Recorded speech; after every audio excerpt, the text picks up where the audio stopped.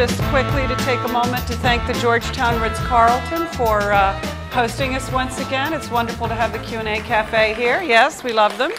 And I also want to thank our sponsors, Linens of the Week and Georgetown Cupcake, who were actually sitting right over here, the owners, Catherine and Sophie, who will be our next Q&A on December 10th, the business of the cupcake phenomenon.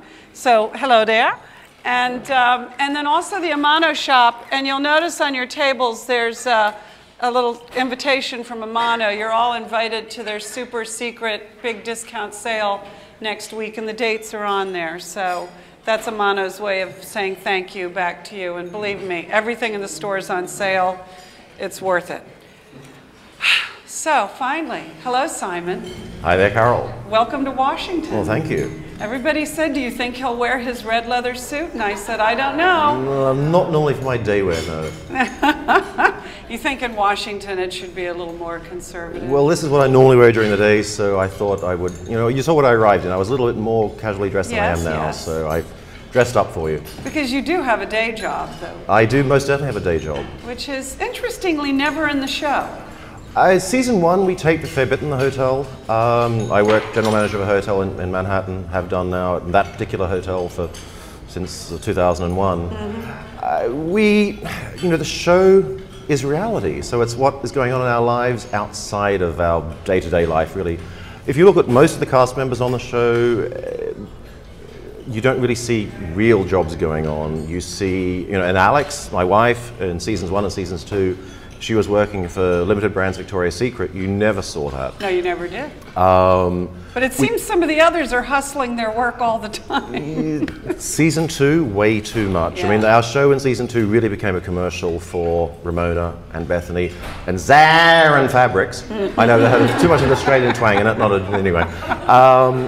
And I think we've all, not just from production, but I think we've all as individuals, as we've started taping season 3 a few weeks ago, have toned that down. Because I remember watching one episode, I think it's 6 or 7 of season 2, and it was just almost like, well, hold on, is this a commercial or is this a show or is this a commercial? And when you say you heard from production, I think you mean you're hearing from the bosses that... The bosses, yeah, it's a combination of things. I mean, we have 2 bosses. I mean, our show is produced by a company called Shed Media, which is a UK company, and then they give the show over to Bravo.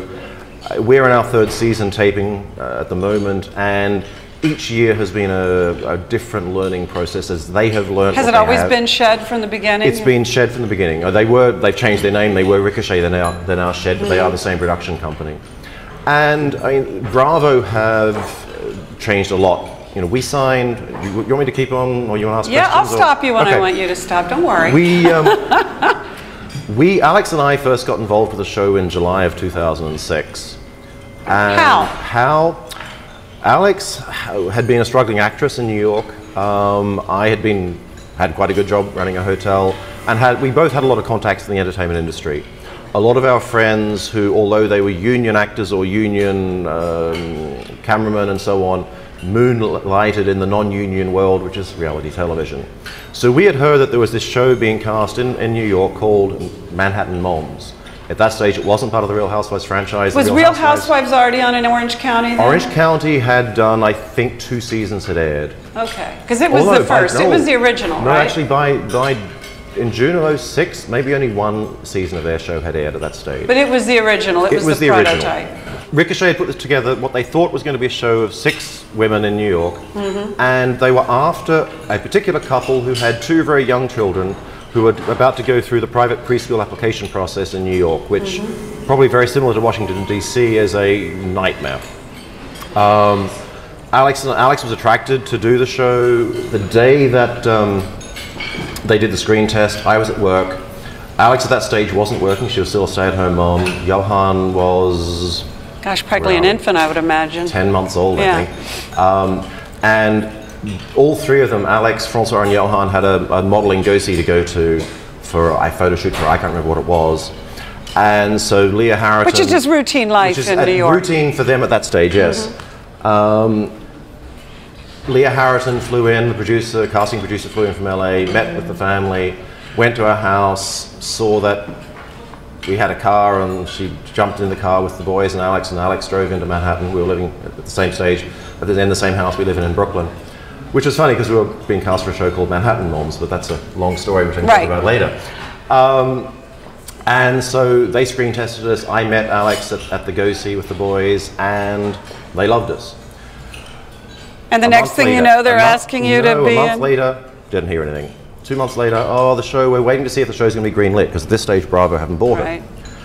By December, so we're now 6 months, 6 months after we've done the screen test, I'm trying to get out of them, well, okay, well, we've almost got the show cast, we should be going production shortly, and I'm trying to get out of them, well, you know, does this pay, or do you have to do it for nothing?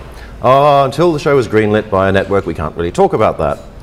So another 6 months goes by. Meanwhile, there's already Orange County on. So Orange County is on, that's true. So you know they're doing it. But 2 months goes by, and as Alex has written, I think, on a Huffington Post blog once, she was sitting doing our taxes for 2006, and she was quite shocked that she had only earned 1/16, and these are her figures, not mine, so don't quote me, quote her, of what I'd earned the previous year, and she was feeling a little bit chagrined about that. So she decided that she would go, you know, Johan now was 15 months old. She said she'd become a reality star? No, that she decided to go and get a full-time job. And so that's when she walked into Victoria's Secret and started working Victoria's Secret Beauty, doing their store layouts, designing basically how to manipulate the products on the cases to get you to buy.